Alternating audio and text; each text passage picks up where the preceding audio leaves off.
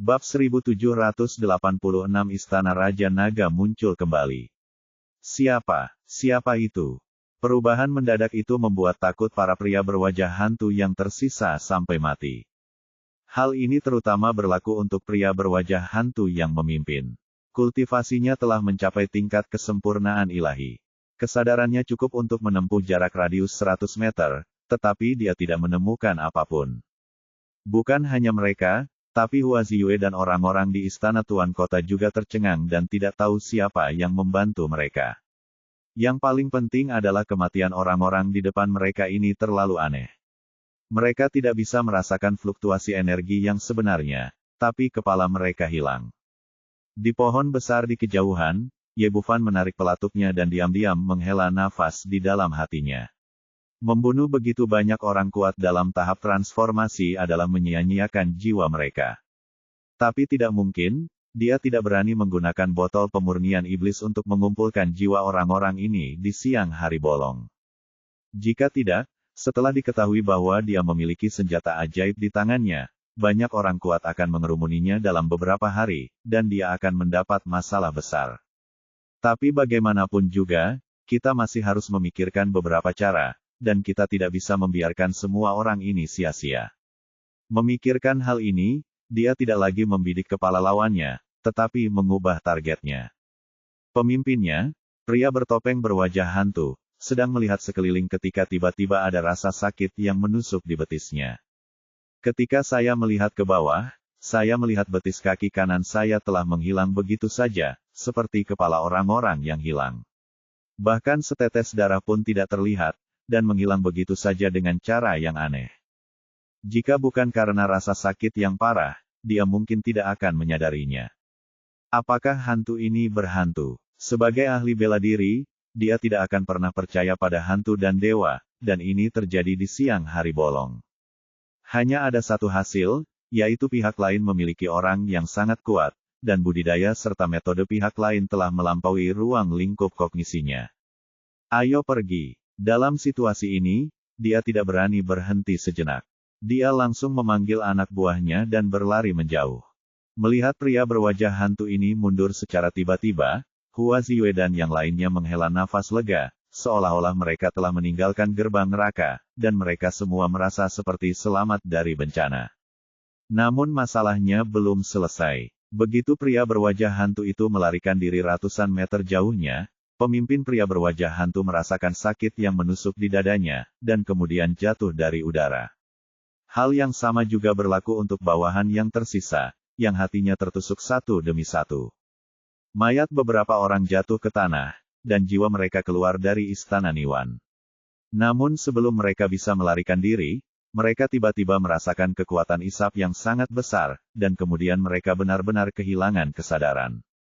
Ye Bufan menyimpan botol pemurnian iblis. Tempat ini jauh dari rumah Tuan Kota, jadi gerakan kecilnya tidak akan diperhatikan oleh orang lain. Setelah melakukan semua ini, dia melompat turun dari pohon dan segera mendatangi Zai Tianfang dan yang lainnya. Melihat dia kembali, Zai Lingxiu tergerak hatinya dan bertanya, "Dokter Ye, dari mana saja Anda?" Nomor 3 dan nomor 4, yang baru saja bangkit dari tanah, menatap mereka dengan pandangan menghina, bertanya-tanya di mana lagi mereka boleh pergi, karena itu akan berbahaya. Dia segera melarikan diri ketika bahaya telah usai dan berlari kembali segera setelah bahaya telah hilang. Ye Bufan berkata, "Kemana lagi kita bisa pergi? Saya tidak bisa mengalahkan orang-orang itu, jadi saya hanya bisa mengirim sinyal untuk memindahkan bala bantuan. Untungnya, tuanku tidak jauh dan tiba tepat waktu untuk menangani semua orang ini." Nomor 3 berkata dengan kaget, "Apa, tuanmu memecahkan orang-orang ini?" Ye Bufan meliriknya, "Mengapa, menurutmu orang-orang ini mati sendiri?" "Aku." Nomor 3 tiba-tiba terdiam, keduanya dan nomor 4 tampak malu sejenak. "Awalnya saya mengira pihak lain takut dan melarikan diri, dan merasakan segala macam penghinaan di hati saya, tetapi saya tidak menyangka bahwa pada akhirnya, saya mengandalkan mereka untuk bertahan hidup." Hua Ziyue memandang Ye Bufan dengan pandangan yang dalam, lalu berkata dengan sungguh-sungguh, "Saya berhutang budi padamu hari ini. Karena menyelamatkan hidupmu." Ye Bufan diam-diam mengerutkan bibirnya, dan orang-orang ini semua mengucapkan terima kasih secara lisan, tetapi mereka tidak menunjukkan rasa terima kasih yang sebenarnya sama sekali. Bukankah lebih baik memberikan ratusan juta koin emas sebagai biaya terima kasih? Diam-diam mengeluh di dalam hatinya, nyatanya dia masih sangat murah hati. Bagaimanapun, Hua Ziyue dan beberapa pengawalnya telah melakukan kebaikan padanya, jadi dia harus menyelamatkan mereka sekali. Makan ini, nomor 1 dan nomor 2 baik-baik saja. Mereka hanya terluka parah. 1 untuk kalian masing-masing. Katanya sambil mengambil 4 pil penyembuh dan melemparkannya ke No. 3. Terima kasih, dokter ajaib. Nomor 3 dan nomor 4 mengucapkan terima kasih lagi, dan kemudian orang-orang dari Istana Tuan Kota melakukan nomor 1 dan No. 2. Mereka berempat masing-masing meminum ramuan penyembuh, dan obat mujarab mereka masing-masing, cedera dengan cepat membaik. Kemudian Zai Tianfang dengan cepat mengerahkan sejumlah besar pemanah untuk mengepung tempat itu untuk mencegah datangnya pembunuh lagi. Ye Bufan melihat bahwa itu hampir selesai, dan tidak akan ada lagi bahaya di bawah penjagaan ketat, jadi dia mengucapkan selamat tinggal kepada semua orang dan meninggalkan rumah tuan kota. Adapun identitas Hua Ziyue, meskipun dia penasaran, dia tidak bertanya.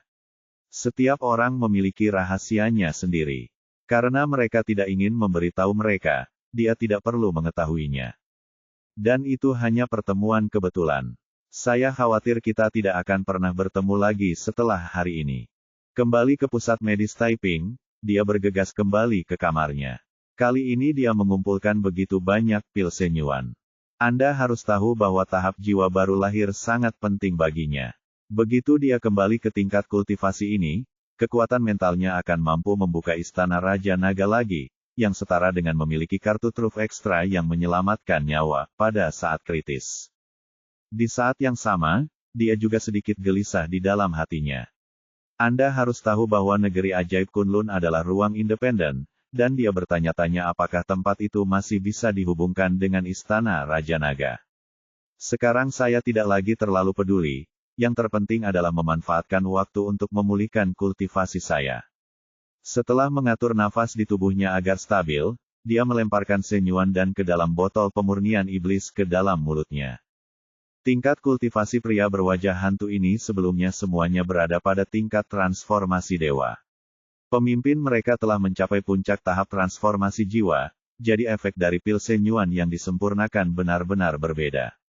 Tidak lama setelah meminum ramuan tersebut, terjadi gelombang fluktuasi di lautan kesadaran, dan kemudian aura di tubuhnya tiba-tiba naik, dan dia langsung kembali ke tahap awal Naschen Sol. Akhirnya berhasil kali ini. Ye Bufan membuka matanya dengan kegembiraan yang tak terkendali. Dia mencoba menggunakan kekuatan mentalnya untuk berkomunikasi dengan Istana Raja Naga, dan kemudian sosoknya langsung menghilang dari ruangan. Berdiri di Pulau Raja Naga, merasakan kekuatan kendali atas dunia, Ye Bufan dipenuhi dengan kekaguman akan kekuatan yang membuka ruang ini, dan itu tidak gagal di sini. Dengan Istana Raja Naga, Anda dapat bersembunyi di sini untuk menyelamatkan hidup Anda di saat-saat kritis. Saat Anda menemukan Ye Tian, Leng Qingqiu, dan lainnya, Anda dapat membawa mereka kembali ke bumi bersama Anda. Yang paling penting adalah Ye Erlang ada di Istana Raja Naga, dan dia bisa memanggilnya untuk membantu kapan saja. Bahkan jika dia tidak menggunakan senjata partikel, dia bisa menyapu bersih semua orang kuat di tahap transformasi dewa. Ye Bufan tidak tinggal lama di sini, dan pergi dari sini lagi dengan pikiran di benaknya.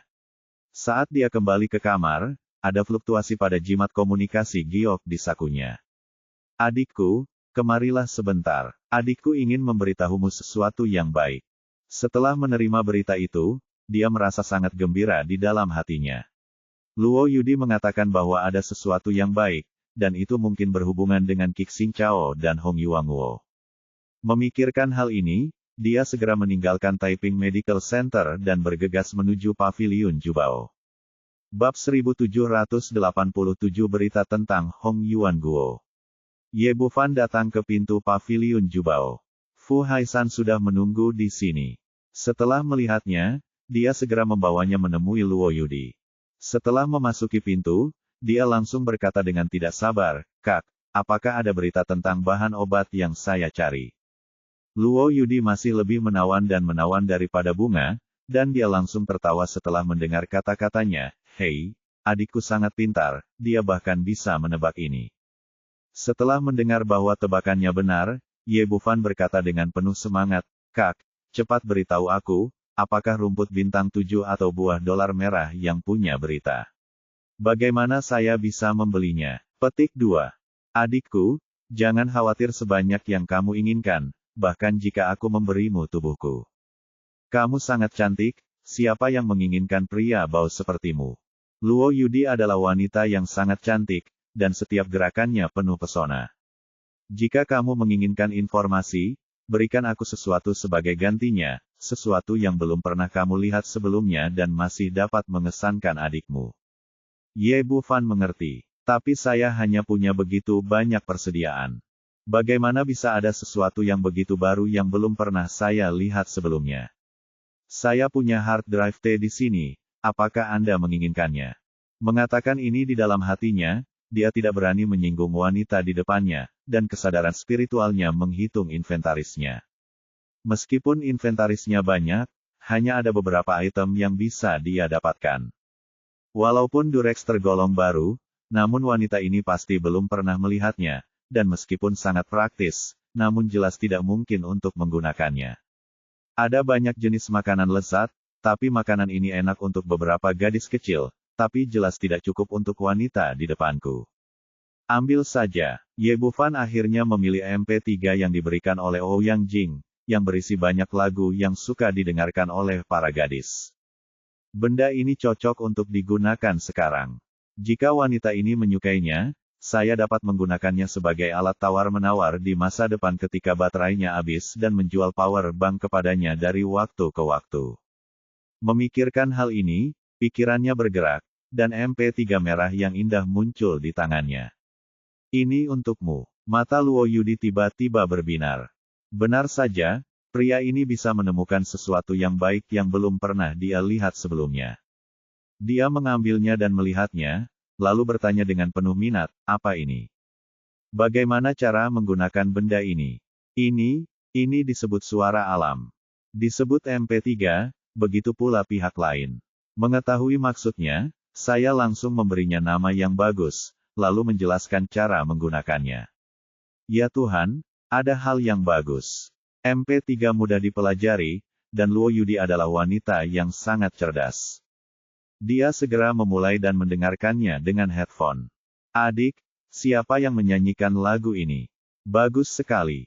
Oke, aku akan memberikan ini padamu." Ye Bufan sangat ingin mencari keberadaan buah kacang merah dan rumput bintang 7, jadi dia tidak menemukannya sedang ingin ngobrol dengannya. Dia mengulurkan tangan dan melepas earphone dan bertanya dengan penuh semangat, "Kakak, beritahu aku apa yang terjadi. Kamu benar-benar tidak sabar." Luo Yudi meliriknya dengan menawan, lalu berkata, "Saya baru saja menerima kabar dari kantor pusat bahwa buah yuan merah yang Anda cari telah ditemukan. Di mana saya bisa membelinya? Berapa harganya?" Ye Bufan mengajukan serangkaian pertanyaan dengan penuh semangat. "Saya memiliki beberapa sumber keuangan, tetapi bahan obat langka seperti Hong Yuan Guo terikat sulit ditemukan, dan koin emas saya mungkin tidak cukup." Luo Yudi berkata, "Hong Yuan Guo ini tidak memerlukan biaya apapun, tetapi mendapatkannya 100 kali lebih sulit daripada meminta uang. Saudari, tolong jelaskan masalahnya dengan cepat. Meremas pasta gigi sedikit demi sedikit seperti ini sungguh sulit. Ini adalah situasi yang menyedihkan." Ye Bufan sangat tertarik dengan wanita ini sehingga dia benar-benar ingin mendorongnya ke tempat tidur dan memukulnya. Luo Yudi tidak terburu-buru, dan tersenyum nakal, seolah dia suka melihatnya cemas. Setelah cukup tertawa, dia berkata, "Buah yuan merah ini tidak untuk dijual. Ini adalah hadiah untuk kompetisi kualifikasi pendatang baru di negara bagian Tianluo." "Ah, kompetisi kualifikasi pendatang baru apa?" Ye Bufan sekarang memiliki pemahaman dasar tentang benua Kunlun. Dia tahu bahwa dia berada di negara bagian Tianluo, tetapi dia tidak tahu apa itu kompetisi kualifikasi pendatang baru. Luo Yudi memberitahunya secara detail. Ternyata seluruh benua Kunlun didirikan secara paksa. Setiap 5 tahun, 36 negara di prefektur Tianluo akan mengadakan kompetisi kualifikasi pendatang baru. Anggota tim yang berpartisipasi harus berusia di bawah 25 tahun.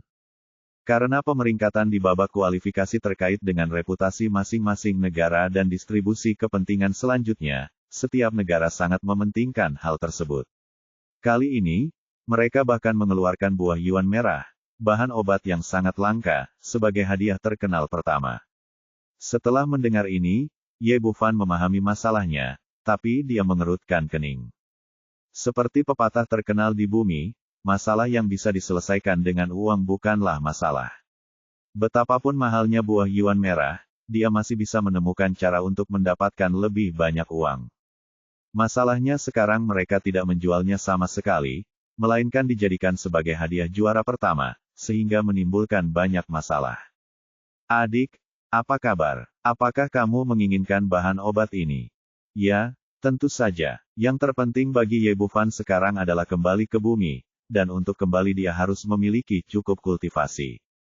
Sekarang, efek mengandalkan pil Shenyuan untuk memulihkan kekuatan mental semakin buruk, jadi saya hanya bisa menaruh semua harapan saya pada pil pembangun surga. Karena itu, apapun yang terjadi, dia akan mendapatkan Hong Yuan Guo di tangannya, tidak peduli seberapa tinggi harganya. Kapan kompetisi pemeringkatan ini akan dimulai? Bagaimana saya bisa mendaftar? Dia sekarang telah menentukan tujuannya. Dia harus berpartisipasi dalam kompetisi kualifikasi pendatang baru ini, dan dia harus mendapatkan tempat pertama. Luo Yudi bertanya, adik, apakah kamu yakin ingin berpartisipasi? Apakah Hong Yuan Guo begitu penting bagimu? Ye Bufan berkata dengan sungguh-sungguh, tentu saja saya yakin, saya harus mendapatkan Hong Yuan Guo. Hal ini terlalu sulit. Saya pikir harapan Anda untuk sukses sangat tipis. Tepatnya, ini adalah tugas yang mustahil. Petik 2. Ye Bufan berkata, tidak peduli apa hasilnya, saya akan mencobanya. Petik 2. Baiklah, terserah padamu. Karena kamu sangat bertekad, kakakku akan membantumu. Luo Yudi berkata, pertama-tama, kompetisi kualifikasi pendatang baru ini tidak hanya untuk siapa saja yang ingin mendaftar. Semua 36 negara di prefektur Tianluo sangat cocok pentingnya. Kompetisi ini pada akhirnya, hanya ada dua tipe orang yang bisa berpartisipasi. Satu adalah keluarga kerajaan, dan yang lainnya adalah siswa akademi untuk memilih akademi untuk bergabung dan menjadi muridnya, sehingga Anda memiliki dasar-dasar. Tentu saja, Anda harus cukup kuat untuk mencapai akhir uji coba berhubungan dengan wanita dari keluarga Su dan tahu banyak tentang kedokteran. Namun, beberapa orang sama sekali tidak tahu apa-apa tentang perguruan tinggi di benua ini. Di Kekaisaran Tianfeng, hanya kota Tiandu yang memiliki akademi seni bela diri. Luo Yudi berkata, ada dua akademi seni bela diri di kota Tiandu sebelumnya, satu adalah Akademi Blue Wind dan yang lainnya adalah Akademi Lingqiao.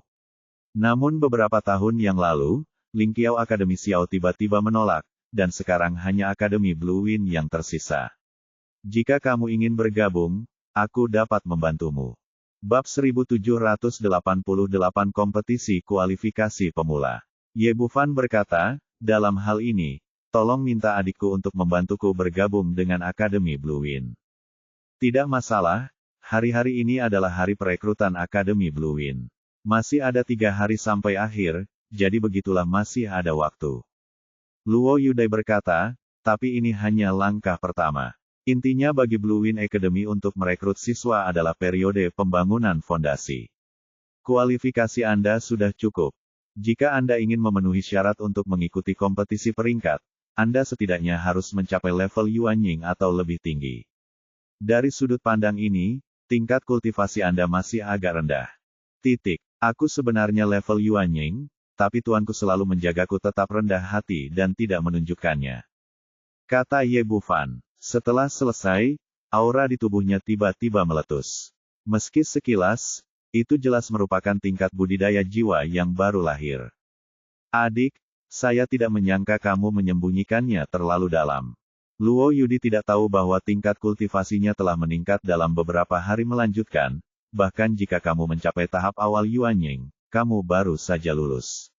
Lagi pula, Ada banyak talenta di Blue Wind Academy, dan beberapa di antaranya bahkan telah mencapai puncak Yuanying.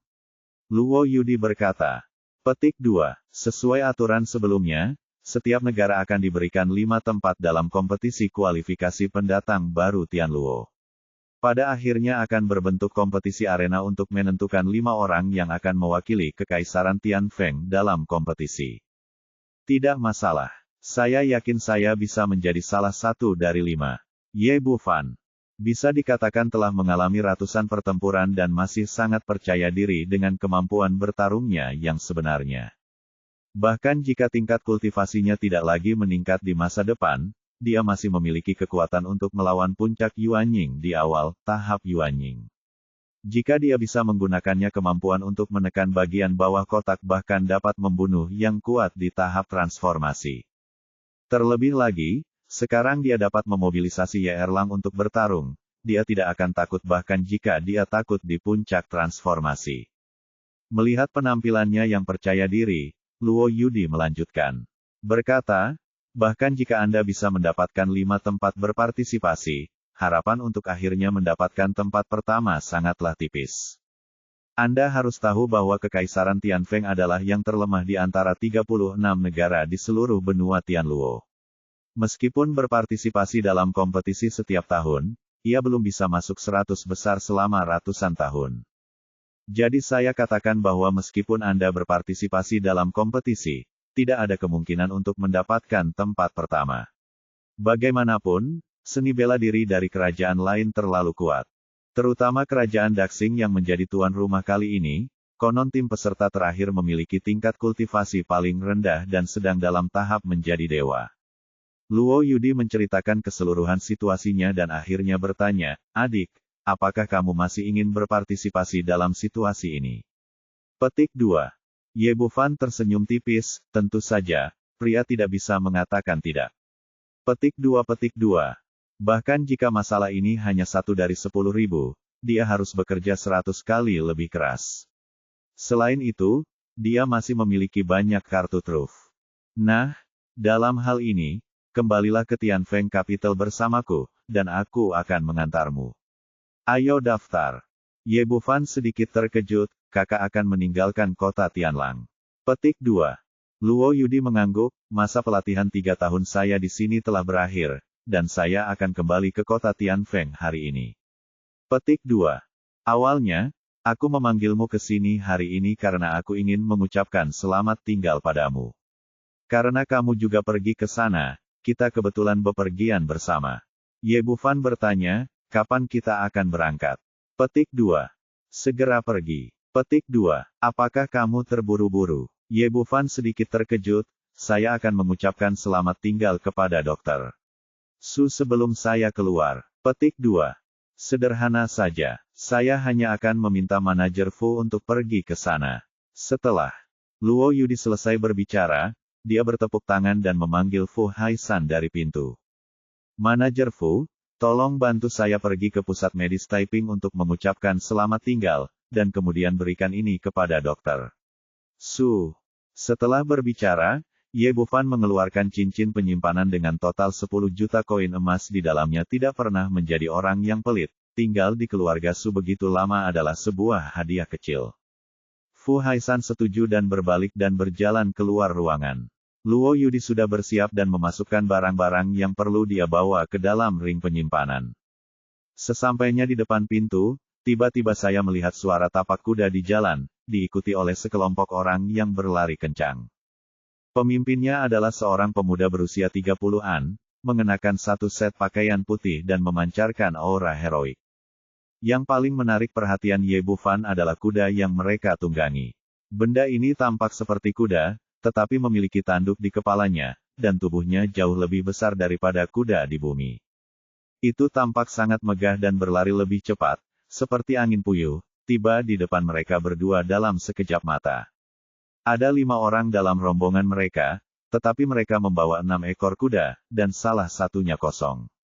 Pemuda di kepala melompat dari kuda, dan ketika dia melihat Luo Yudi, panas yang tak terkendali tiba-tiba muncul di matanya. Sister Yudi, saya di sini untuk membawa Anda kembali ke kota Tianfeng. Luo Yudi tidak terlihat senang, tetapi mengerutkan kening. Dulang, mengapa kamu ada di sini? Sister Yudi, kata-kata ini membuatku sedih. Duo Seng Fen, hari ini adalah hari ketika masa percobaanmu berakhir, jadi aku tentu akan ingat bahwa aku datang ke sini untuk membawamu kembali. Dulang awalnya tersenyum cerah, tapi sekarang dia melihat Ye Bufan berdiri di sampingnya, dan dia tiba-tiba berhenti. Wajahnya menjadi gelap. Saudari Yudi, siapa orang ini? Izinkan saya memperkenalkan kepada Anda, ini adik baru saya Ye Bufan. Ini adalah manajer kota Tianfeng Pavilion Jubao kami, Dulang. Yang memperkenalkan keduanya, dan mencondongkan tubuh ke arah Ye Bufan saat dia berbicara, terlihat sangat intim. Mata Dulang tiba-tiba menjadi dingin, dan wajahnya menjadi sangat jelek. Orang ini mengejar Luo Yudi, bahkan memperlakukannya sebagai miliknya sendiri, dan tidak mengizinkan orang lain untuk terlibat, bahkan jika dia mendekat. Saudari Yudi, seleramu semakin buruk. Bagaimana orang biasa seperti itu bisa menjadi saudara baptismu? Dia memandang Ye Bufan dan memastikan bahwa tingkat kultivasi pihak lain tidak sebaik miliknya, dan pakaian serta temperamennya tidak sebaik miliknya, tidak terlihat seperti masalah besar. Anak-anak dalam keluarga tidak dapat menahan diri untuk tidak menunjukkan sedikit pun rasa jijik di mata mereka. Luo Yudi melirik ke samping dengan menawan, lalu berkata, Dulang, kamu tidak bisa menilai buku dari penampilannya. Faktanya, adik laki-lakiku sangat baik. Meskipun Ye Bufan tidak pernah berbicara di sampingnya, katanya kepada gerakan kecil antara dua orang. Dulang ini ingin mengejar Luo Yudi, tapi sayang sekali dia tidak menyukainya, dan saat ini, dia digunakan sebagai tameng. Meskipun aku memahaminya, aku tidak mengungkapkannya. Saudari ini sangat membantu, jadi aku mengorbankan diriku untuk meminjamkannya. Mendengar wanita yang disukainya memuji Ye Bufan, rasa dingin melintas di mata Dulang, dan kemudian dia tertawa lagi. Sebenarnya, tidak masalah apakah kamu baik atau tidak. Kami akan segera kembali ke kota Tianfeng. Ayo pergi. Luo Yudi berkata. Bukan hanya aku yang pergi ke kota Tianfeng, tetapi juga adik laki-lakiku, yang akan mendaftar di Blue Wind College. Ketika dia mendengar bahwa Ye Bufan akan pergi bersamanya, wajah Dulang tiba-tiba menjadi gelap. Kak Yudi, ini tidak pantas. Kali ini aku membawakanmu seekor rusa kutub. Jika dia pergi ke sana tanpa tunggangan yang cocok, itu akan menghambat kita.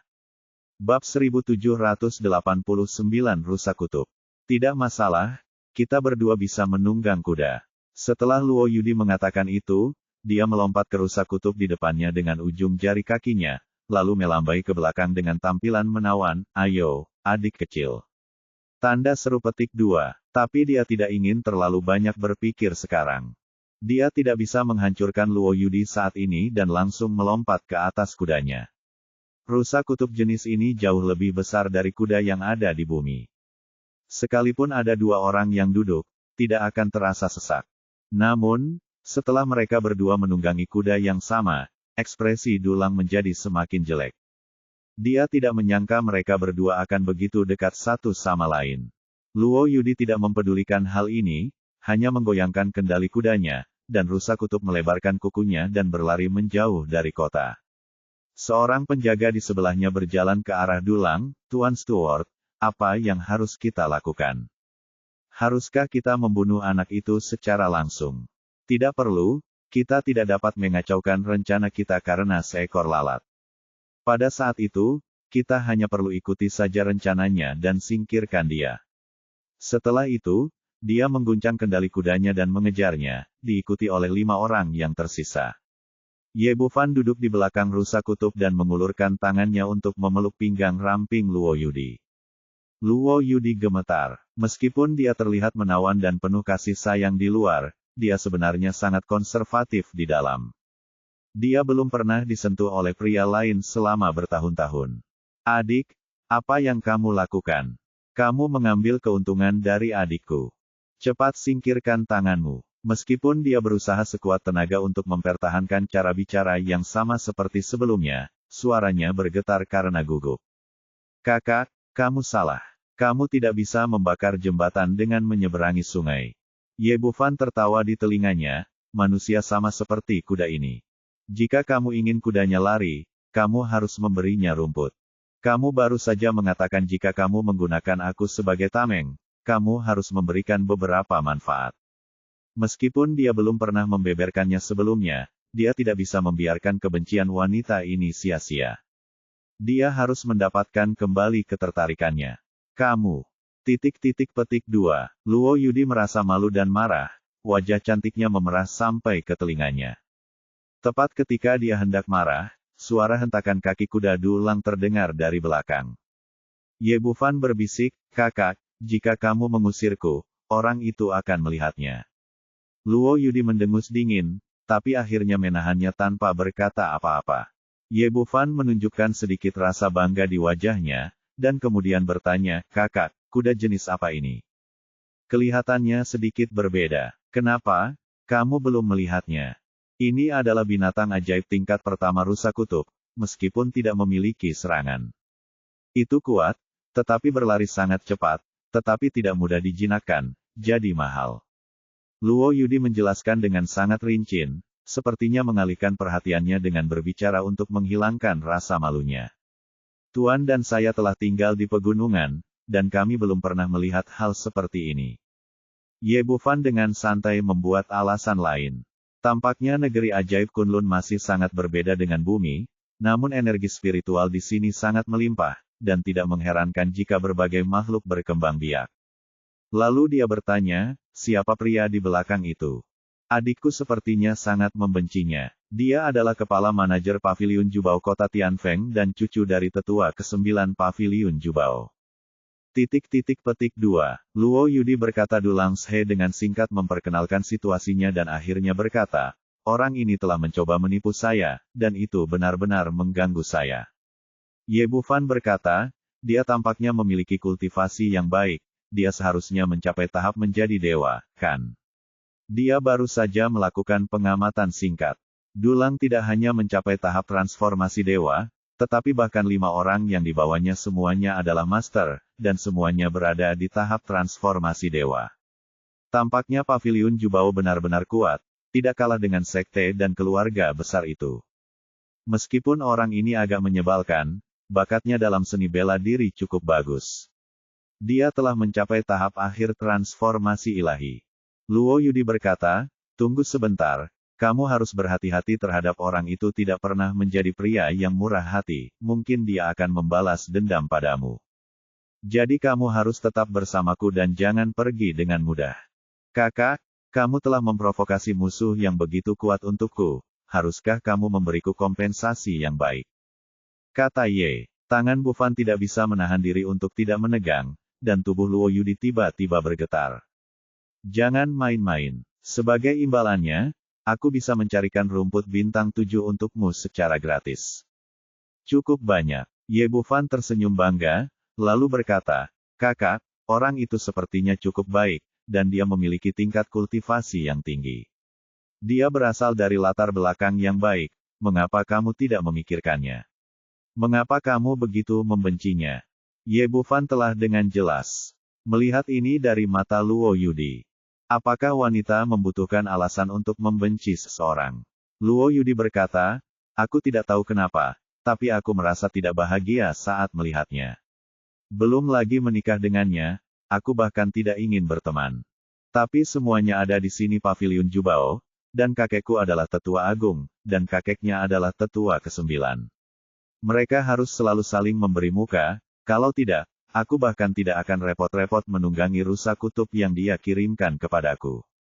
Baru pada saat itulah Ye Bufan mengetahui latar belakang wanita ini, tak heran ia menguasai Paviliun Jubili harta karun di kota Tianlang di usia yang begitu muda, dan yang disebut pengalaman kekeluargaan, ternyata adalah cucu dari sesepuh agung.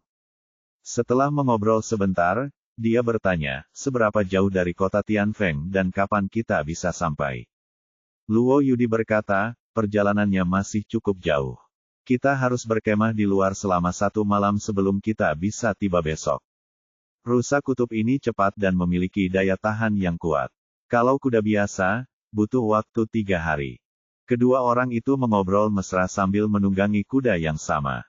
Dulang memperhatikan dari belakang, matanya menyala, dan dia mengendalikannya, rusa kutub di selangkangannya untuk berakselerasi.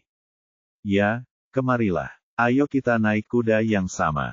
Ye Bufan memandangnya dan tersenyum tipis, terima kasih atas kebaikanmu, tapi aku tidak suka terlalu dekat dengan laki-laki.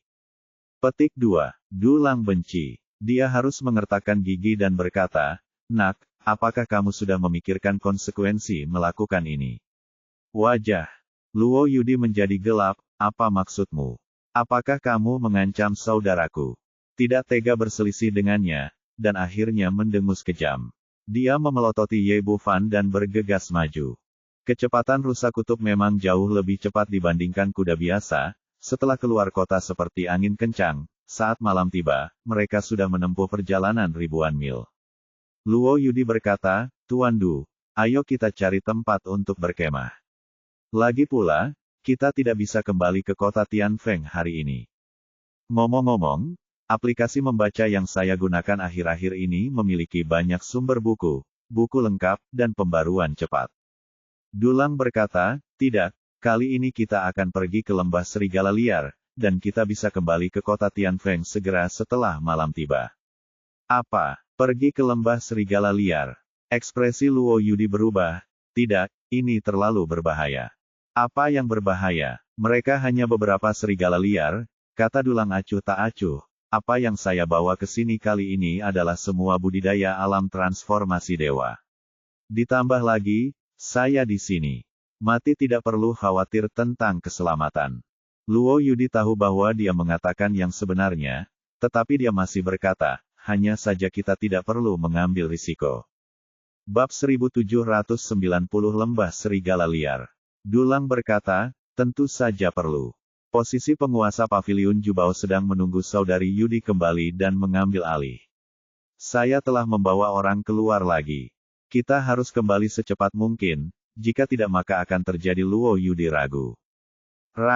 Setelah beberapa saat, dia akhirnya mengangguk dan berkata, "Oke, mari kita melewati lembah serigala liar sesegera mungkin tanpa menimbulkan masalah."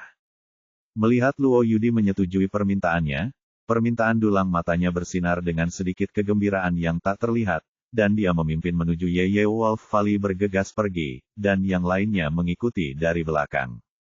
Rusa kutub Luo Yudi berjalan di akhir, dan Ye Bufan bertanya, "Saudari, apakah ada bahaya di sini? Kamu tampaknya sangat gugup." Biasanya, bagi para pembudidaya, beberapa serigala liar sama sekali tidak peduli sebanyak yang dia inginkan. Memang agak berbahaya, karena serigala di sini bukanlah serigala liar biasa, melainkan binatang ajaib tingkat 4, serigala angin. Makhluk ini sangat cepat dan memiliki pertahanan yang kuat, kalah dengan Biksu Nas Chensol. Biasanya kita pergi ke Dan dari Tianfeng. Kota ini harus memutar, tapi jaraknya jauh lebih jauh. Memang lebih cepat untuk melewati Wild Wolf Valley secara langsung, tapi sangat berbahaya berada di bawah tingkat transformasi tidak berani masuk. Oh, Ye Bufan menunjukkan. Dia mengangguk, dunia ini berbeda dari buminya sendiri. Kelompok mereka bergerak sangat cepat dan memasuki lembah dalam sekejap mata. Medan di sini sangat berbahaya, dengan puncak yang menjulang tinggi di kedua sisinya dan jalan sempit yang melewatinya. Saat ini sudah malam, dan dengan pegunungan tinggi menghalangi sinar matahari, seluruh lembah tampak sunyi dan gelap, memberikan suasana yang menakutkan dan menakutkan. Mereka baru saja masuk tidak jauh ketika tiba-tiba terdengar lolongan serigala di kejauhan, dan kemudian beberapa bayangan hitam berlari ke arah mereka. Kecepatannya sangat menakutkan hingga hampir berubah menjadi hantu dan menerkam langsung ke pemimpinnya, Dulang. Itu adalah binatang ajaib tingkat 4 yang diharapkan, serigala angin. Mencari kematian, teriak Dulang, dan pedang emas yang menyilaukan terbang dari udara dan menyerang langsung ke sosok terdepan. Terdengar bunyi letupan, darah berceceran, dan kepala serigala besar terbang keluar. Para penjaga di belakangnya juga mengambil tindakan, dan dengan cahaya pedang yang bersinar, mereka membunuh semua serigala yang bergegas. Ye Bufan melirik Gale Wolf di depannya dengan kesadaran spiritualnya. Benda ini benar-benar hijau dan hitam, dan mulutnya penuh dengan gigi putih yang setajam pisau baja, membuat orang terlihat kedinginan. Tubuhnya sangat besar, jauh lebih besar dari serigala liar di bumi, dan tidak kalah dengan harimau dan macan tutul. Ia juga cepat, memiliki kekuatan serangan yang kuat, dan pertahanannya jauh lebih unggul dari binatang biasa. Pada saat ini, Dulang berbalik dengan penuh kemenangan dan berkata, "Saudari Yudi, sudah kubilang padamu bahwa serigala liar ini sama sekali tidak ada di mata kita." Luo Yudi mengangguk, dengan ekspresi tenang. "Lebih baik cepat pergi. Hari sudah gelap, dan akan ada masalah ketika hari sudah benar-benar gelap." Dulang mendesak kuda-kuda itu lagi, dan kelompok itu bergegas maju dengan cepat.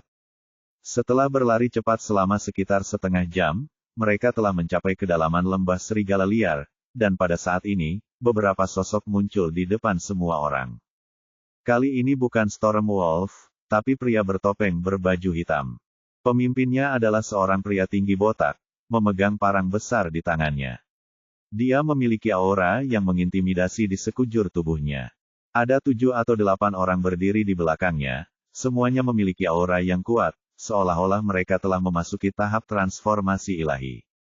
Jalan pegunungan pada awalnya tidak lebar, dan orang-orang ini sepenuhnya menghalangi jalan. Dulang berhenti dan berteriak, "Apa yang kamu lakukan? Minggir!" Pria botak itu terkekeh, "Saya telah merampok kekayaan dan seks, jadi saya akan dengan patuh menyerahkan semua cincin penyimpanan Anda, dan yang di belakang Anda, wanita. Jika tidak, kamu akan membuat saudara-saudaramu tidak bahagia dan memotong-motong kalian semua dan memberikannya kepada serigala." Ekspresi Luo Yudi berubah. Dia hanya memikirkan serigala liar di lembah serigala liar, tetapi dia tidak menyangka akan bertemu perampok. Selain itu, budidaya orang-orang ini sangat kuat, dan kekuatan mereka tidak kalah dengan mereka sama sekali. Ye Bufan sedikit mengernyit, secara umum, hanya sedikit orang yang lewat di tempat yang padat penduduknya serigala liar. Bagaimana mungkin ada perampok? Bahkan jika orang-orang ini memiliki budidaya yang kuat dan tidak takut pada serigala angin, pasti ada seseorang yang lewat di sini. Jika tidak ada perampok, siapa yang akan merampoknya? Maka hanya ada satu jawaban. Orang-orang ini ada di sini untuk mereka. Dan dia selalu merasa ada yang salah dengan Dulang. Tidak hanya itu, apakah dia tidak kaget saat melihat perampok itu muncul? Ada sedikit kegembiraan di matanya. Kemudian jawabannya datang, mereka berada dalam kelompok, tetapi masih belum jelas apa tujuannya. Kecurigaan telah muncul, dan dia terus berteriak, "Cepat berikan padaku. Pergilah, aku bukan orang yang bisa kamu macam-macam. Nak, apakah kamu ingin menjadi pahlawan dan menyelamatkan keindahan? Anda juga harus memiliki kemampuan itu." Pria botak itu berteriak keras setelah dia selesai berbicara. Parang di tangannya meledak dengan energi pedang yang tajam dan menebasnya ke udara. Pahlawan menyelamatkan keindahan. Mendengar 4 kata ini, hati Ye Bufan tergerak, dan dia langsung mengerti maksud Dulang. Orang ini telah memainkan ide Luo Yudi, dan mengatur orang-orang ini jelas bukan untuk membunuh lawan, tetapi untuk menciptakan pahlawan bagi dirinya sendiri untuk menyelamatkan dunia. Kecantikan, kesempatan untuk menunjukkan kehebatannya dan akhirnya memenangkan hati para wanita cantik. Dia jelas telah mengatur orang-orang ini ketika dia datang, tapi penampilannya adalah sebuah kecelakaan. Triknya tidak umum di bumi. Tidak ada yang menggunakannya lagi, saya tidak menyangka akan melihatnya lagi di benua Kunlun. Dulang masih melakukan yang terbaik dalam akting. Menghadapi pedang yang ditebas dari udara, dia langsung menghadapinya dengan pedang di tangannya. Saya harus mengatakan bahwa kultivasi orang ini di tahap akhir menjadi dewa memang nyata. Pedang panjang itu membawa pedang ke seluruh langit. Cahayanya secara langsung menekan energi pedang lawan. Pedang itu bertabrakan, dan setelah suara gemerincing emas dan besi, pria botak itu terlempar mundur sejauh puluhan meter, meninggalkan beberapa bekas luka dangkal di atasnya, dadanya. Mulut berdarah itu tampak sangat memalukan. Dia mendarat dan berkata dengan wajah terkejut, "Wah, kamu memiliki kultivasi yang kuat di usia yang begitu muda. Biar ku beritahu, tambahan ini tidak terlalu bagus." Ekspresinya sangat dibuat-buat sehingga aku hampir memujanya. Ulasan buruk. Petik 2. Sebagai perampok, dia masih punya mood untuk memuji budidaya pihak lain. Ini jelas disengaja dan tidak masuk akal. Ulasan buruk. Ye Bufan difitnah sambil menonton, ingin melihat bagaimana orang-orang ini akan terus bertindak.